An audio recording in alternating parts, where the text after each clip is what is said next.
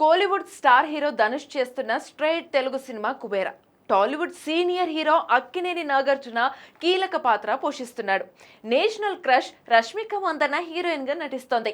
Asian cinema Sunil Rammohan Rao నిర్మిస్తోన్న ఈ సినిమాకు దేవిశ్రీ ప్రసాద్ సంగీతం అందిస్తున్నాడు. కుబేరా ట్రైలర్ మంచి రెస్పాన్స్ రాబట్టడమే కాకుండా సినిమాపై అంచనాలు పెంచింది అనే చెప్పాలి. జూన్ 20న విడుదల కాబోతున్న ఈ సినిమా థియేట్రికల్ రైట్స్ భారీ ధరకు సేల్ అయ్యాయి. 2 తెలుగు రాష్ట్రాలకు గాను 33 కోట్లకు విక్రయించారు. అటు తమిళనాడు 18 కోట్లు, Karnataka plus rest of India overseas కలుపుకుని 9 కోట్లు, టోటల్ వరల్డ్ వైడ్ గా 65 కోట్లకు రైట్స్ సేల్ చేశారు.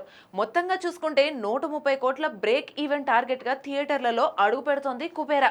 కానీ ఈ సినిమాకు ఆశించినంత బస్ మాత్రం లేదని చెప్పాలి.